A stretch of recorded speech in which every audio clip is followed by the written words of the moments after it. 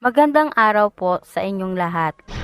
Ang ibabahagi kong kwento sa inyo ay ang naging karanasan ng aking kapatid. Si Carla ang bunso sa aming apat na magkakapatid. 9 taon na po siya. Tuwang-tuwa ang bunso namin nang marinig niya sa mga nag-iikot na mga barangay tanod na magkakaroon na naman ng Halloween party sa mga bata. Taon-taon itong ginaganap sa aming barangay, pagandahan ng costume. Ang mananalo dito ay may premyong 3,000. Kaya tuwang-tuwa ang mga bata. Marami ring mga sponsor ang mamimigay ng mga candy at mga chichirya para sa mga bata. Ipinangako ko sa aking kapatid na ibibili ko siya ng isusuot niyang costume. Sa sinabi kong yon ay tuwang-tuwa siya. Ang sabi niya, kahit sa ukay-ukay ko na lang daw siya bilhan ng costume na gagamitin niya sa Halloween party. Sobrang mahal daw kasi ngayon ang mga bagong damit, lalo na ang mga costume na pang Halloween. Alam kasi ng kapatid ko na maliit lang ang aking kinikita sa pagtitinda ng balot. May araw kasi na matumal ang balot, lalo na kapag umuulan ay sobrang tumal. 3 araw na lang ay gaganapin na sa barangay hall ang Halloween party ng mga bata. Kaya inaya ko si Carla na bumili na ng damit na isusuot niya. Nabanggit pa ni Carla na may magaganap na parada. Kaya halos hindi na raw siya makatulog. Natatawang kwento niya sa akin. Sa aming bayan ay maraming nagtitinda ng mga ukay-ukay. Tabi-tabi ang mga nagtitinda dito.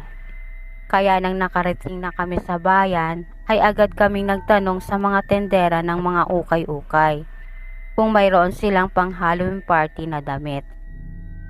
Halos lahat ng pagtanungan namin ay wala na silang tinda. Halata akong nalulungkot na si Carla. Kaya inaya ko na muna siya na kumain ng lugaw sa isang karinderya dito sa bayan. Pagkatapos naming kumain ay nagtanong kami sa nagtitinda ng lugaw kung may alam pa siyang tindahan ng mga ukay-ukay. Tinanong kami ng tindera kung anong klaseng damit ang aming hinahanap. Sinabi ko na costume para sa Halloween party. Sinabi ng babae na meron siyang alam na bilihan ng mga iba't ibang costume. Medyo malayo pa daw ang aming lalakarin. Sa likod daw ito ng isang punerarya. Hindi naman daw dito nakakatakot dahil araw-araw ay maraming tao dito. Kaya agad namin itong pinuntahan ng kapatid ko. Pagdating namin sa tindahan ng mga ukay-ukay, ay agad kaming nagtanong sa babaeng nagtitinda kung meron silang costume na pang Halloween. Sinabi nito na marami. Itinuro nito kung saan banda ito makikita. Natuwa ako ng napakaraming pagpipilian dito. Si Carla rin ay tuwang-tuwa. Napakarami talagang pagpipilian dito. Sa dami ng pagpipilian ay walang mapili si Carla. Ang gusto raw niya ay yung kakaiba sa mga nakikita niyang costume na pang Halloween. Gusto raw niyang manalo ng 3,000, sabay tawa ng malakas. Natawa rin ako sa sinabi ng kapatid ko. Kaya kahit pagod na ako, ay patuloy pa rin ako sa paghahanap. Hanggang sa nilapitan kami ng may-ari ng ukay-ukay. Sinabi nito na marami pa raw silang pagpipilian sa sako na ilalabas ng kanilang tindera. Maya-maya lang, may buhat-buhat na sako ang tindera at ibinuhos nito sa harapan namin ang mga nakasakong damit. Halos masuka ako sa amoy ng mga damit. Pero hinalungkat pa rin namin ito ni Carla kahit na sobrang sangsang ng amoy. Maya-maya lang, may napili na si Carla. Isang puting bestida na mahaba na may mga pulang mantsa sa iba't ibang parte nito. Sinabi ni Carla na parang totoong dugo ang mga nakadesenyo sa damit. Pinagbasdan ko itong mabuti. Napansin ko na para mga tuyong dugo ang mga ito. Sinabi ni Carla na yun na lang daw ang bilhin namin. Kaya tinanong ko sa tindera kung magkano ito. 150 daw ang halaga ng bestida. Kaya agad ko itong binayaran. Masayang masaya si Carla. Sinabi niya na sobrang excited na raw siya. Kaya natawa ako sa sinabi niya. Pagdating namin sa bahay, sinabit agad ni Carla sa hanger ang damit. At kinagabihan, sobrang lakas ng ulan, kaya hindi na ako pinayagan ni nanay at tatay na magtinda ng balot. Maaga kaming nakatulog ng gabi na yon. Hating gabi na nang nakaramdam ako ng pagsakit ng tiyan, kaya bumangon ako at pumuntang kubeta. Pagbalik ko sa higaan, ay napatingin ako sa damit na binili namin ni Carla. Nagulat ako, wala namang hangin na pumapasok sa loob ng bahay namin, pero ang damit na binili namin ay hinahangin ng malakas. Wala rin kaming ventilador dahil ang ilaw na ginagamit namin ay solar.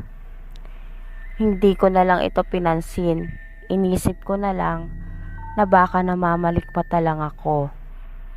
Kinabukasan, pagising ko, hindi maalis sa isip ko ang nangyari kagabi.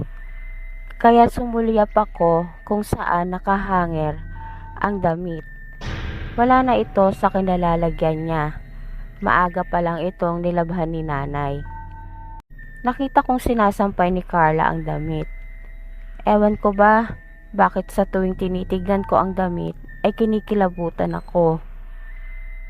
Kinabukasan, ito na ang araw na pinakahihintay ni Carla. Excited na talaga siya. Nagpagawa rin siya ng lagayan niya ng mga candy sa isa kong kapatid na babae. 6:00 ang umpisa ng Halloween party, kaya 5:00 pa lang ay nagpapa-makeup na si Carla sa kanyang ate. Puting-puti ang mukha ni Carla.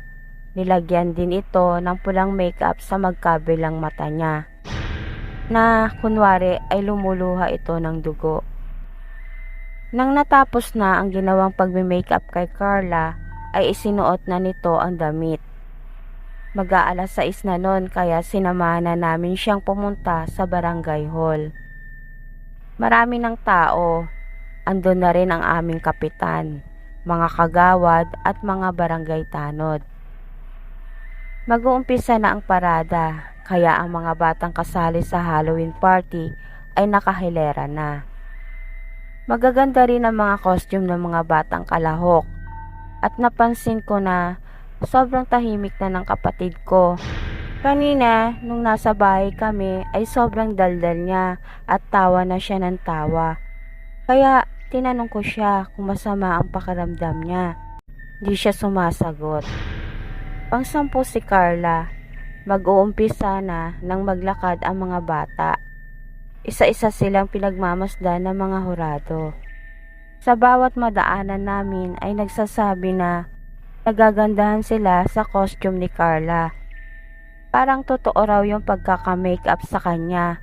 Nakakatakot daw ito. Sa narinig kong yon, parang tumaas lahat ang balahibo ko sa katawan.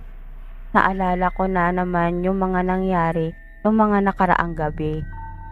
Nandyan yung parang may maririnig kang umiiyak sa hating gabi na bata. Pero wala naman. Tapos na ang parada. Amigay na ng mga candy para sa mga bata. Mamimili na ng mananalo. Kaya muling pinapila ang mga kalahok sa Halloween party. May mga kumukuha ng litrato at video. Napansin ng aking pinsan na parang nag-iba ang mukha ni Carla. Kaya nang tignan ko ang litrato, kinilabutan ako. Hindi ito ang aking kapatid, kaya agad akong lumapit sa kapatid ko. Inaya ko na siyang umuwi kahit na hindi pa tapos ang party. Wala itong kibo at sobrang lamig ng kamay nito, kaya Labis na akong nag-alala. Pagdating sa bahay, sinabi ko kay Carla na tanggalin na niya ang suot niyang damit, pati na rin ang kanyang makeup na sobrang nakakatakot. Nakatingin lang ito sa amin, kaya si nanay na ang kumilos para hubarin ang damit nito. Kahit na anong gawin ni nanay ay ayaw mahubad ang damit, kaya naisipan kong gupitin ito. Humangin ng napakalakas sa loob ng bahay namin at sobrang takot naming lahat nang lumuha na ng dugo si Carla. Maya-maya lang, nawala ng malay si Carla. Sinabi ni nanay na sunugin ko daw ang damit, kaya dali-dali akong lumabas ng bahay para sunugin ito. Habang sinusunog ko ang damit ay may narinig akong mga boses na parang galing sa ilalim ng lupa. Maya-maya lang, narinig kong sumisigaw si nanay. Nagkamalay na raw si Carla. Agad akong tumakbo sa taas para tignan ang aking kapatid. Wala raw siyang alam sa lahat ng mga nangyari sa kanya. Ang natatandaan daw niya ay isinuot niya ang damit. Nagtataka si Carla, ang alam niya hindi pa nagsisimula ang Halloween party. Labis siyang nalungkot nang sabihin nila na tapos na ang party at hindi siya ang napili na manalo. Pinaliwanag namin kay Carla ang lahat ng nangyari at natakot ito. May mga gabi na hindi ako makatulog pag naaalala ko ang nakakatakot na karanasan ng aking kapatid. At naisip ko kung saan galing ang damit na binenta ng may-ari ng mga ukay-ukay sa amin. At dito na po nagtatapos ang aking kwento. Salamat po.